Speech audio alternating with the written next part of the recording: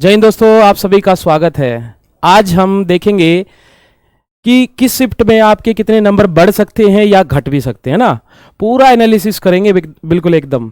और जिन्होंने अभी तक कट ऑफ की वीडियो नहीं देखी है तो नीचे आपकी कट ऑफ की कि कितने नंबर तक जा सकती है, डिस्क्रिप्शन में लिंक है, उसको भी आप चेकआउट कर सकते हो। तो आज हम डाटा पूरा कलेक्ट करके लाए हैं। 9 तारीख की बात करेंगे फर्स्ट शिफ्ट की, ठीक है।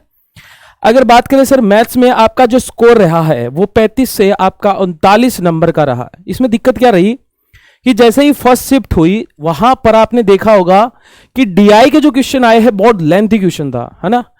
और उसमें एवरेज से फिर डाटा कलेक्ट करने का बहुत सारी चीजें अलग थी, है ना। तो पहली बार आई। अगर मैं रीजनिंग की बात करता हूं तो 37 से 40 नंबर रीजनिंग में रहे, और जैसे ही इंग्लिश आता है तो 35 से जो आपके 40 नंबर एवरेज रहे हैं। ऐसे ही जीएस की बात करते हैं। 9 तारीख की डाटा चला हुआ है फर्स्ट शिफ्ट का। इस प्रकार का आपका डाटा रहा फर्स्ट शिफ्ट का।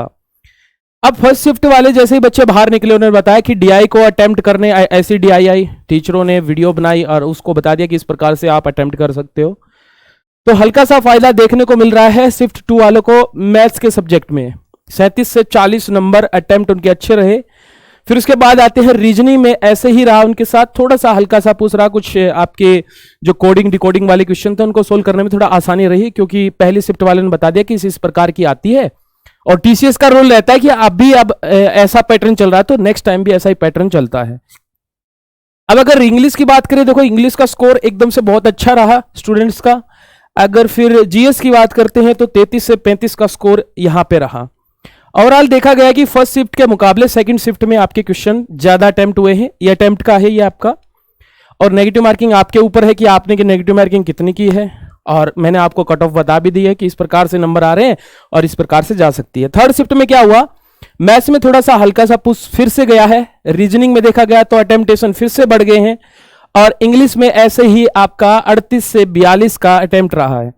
वैसे थर्ड शिफ्ट में नेगेटिव मार्किंग ज्यादा रहेगी, क्योंकि बच्चों के जो अटेम्प्ट किए थे वो जोश जोश में आके बहुत ज्यादा किया, है ना। तो इन सब के बारे में बताएंगे कि किस शिफ्ट में कितने नंबर जा सकते हैं, है ना, बढ़ सकते हैं। चलो आगे आते हैं। जैसे ही 10 तारीख का पेपर हुआ, इसमें मॉर्निंग शिफ्ट में वैसे फिर से वही रहा, 37 से 42 का स्कोर रहा। और रीजनिंग में आपका वही 43 के आसपास हाईएस्ट गया है। और इंग्लिश में भी अटेम्प्ट आपका 44 से 46। अब की बार क्या हुआ, सीपीओ में इंग्लिश अच्छी आपकी अटेम्प्ट रहा है। और जीएस में भी वैसे मुश्किल क्या रहा था कि सर स्टैटिक ज्यादा आ रही है, 5 से 6 करंट अफेयर डाल रहे हैं। तो पीछे वाली शिफ्ट में हमने देखा कि उसके मुकाबले इस कंपैरिजन में यहां आपका जीएस का स्कोर अटेम्प्टेशन ज्यादा हो चुका है।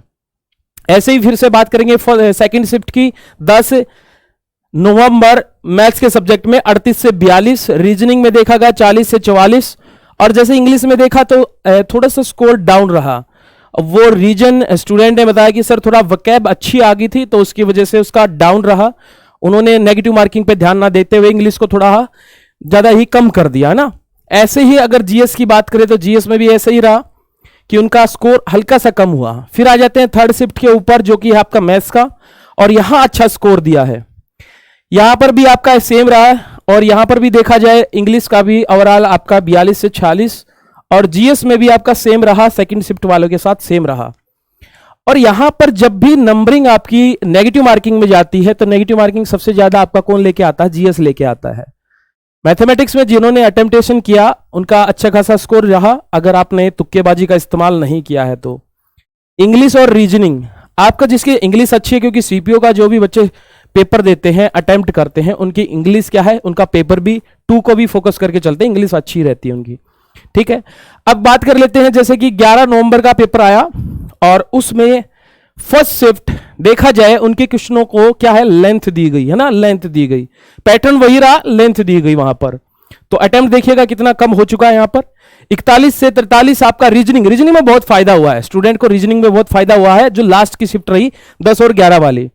इंग्लिश में भी फायदा रहा इस चीज का। जीएस का स्कोर वैसा ही रहा, एवरेज रहा, वही रहा जो पहले रहना था, ठीक है। फिर आ जाते हैं शिफ्ट 2 के ऊपर, 37 से 41, और फिर रीजनिंग पे, और फिर ऐसे ही इंग्लिश के ऊपर। और फिर जीएस का देखिएगा, जीएस का सेम स्कोर है, ऐसे ही इंग्लिश का भी सेम रहा सेकंड शिफ्ट में। अगर बात कर लेते हैं थर्ड शिफ्ट में, देखिएगा मैथमेटिक्स का अच्छा खासा स्कोर रहा है, सबसे ज्यादा रहा है यहां पर। और रीजनिंग का आपका रहा है, रीजनिंग का भी सबसे ज्यादा रहा है। और इसकी बात करें 42 से 43, ये भी देखा जाए इंग्लिश का भी अच्छा खासा अटेम्प्ट किया आपने, और यहां पर भी 34 से 37 सेम रहा। तो कहने का मतलब जब 11 तारीख की जो आपकी इवनिंग की शिफ्ट थी, लास्ट शिफ्ट थी, जहां पर पेपर लास्ट था, वहां पर सबसे ज्यादा अटेम्प्टेशन रहा था, स्टूडेंट का रहा था। अब बात कर लेते कि सर अगर बात की जाए, किसकी बात की जाए सर, नॉर्मलाइजेशन अगर किया जाएगा, देखो नंबरों में जो अंतर रहता है घटने और बढ़ने में, अटेम्प्ट जो अगर देखा जाए साफ साफ एक चीज तो समझ में आती है कि जो सर 9 तारीख की जो फर्स्ट शिफ्ट थी, पहली शिफ्ट, वहां पर बच्चों को माइनस में नहीं आएगा अटेम्प्ट, अगर आप करके आए हो, नेगेटिव मार्किंग आपकी ज्यादा नहीं है, तो आपको यहां पर नॉर्मलाइजेशन में माइनस में नंबर देखने को नहीं मिलेगा। यहां प्लस में स्कोर जा सकता है, 5 से 6 नंबर का स्कोर जा सकता है, यानी मॉर्निंग शिफ्ट वालों को इस चीज का फायदा देखने को मिलेगा, मॉर्निंग शिफ्ट 9 तारीख की।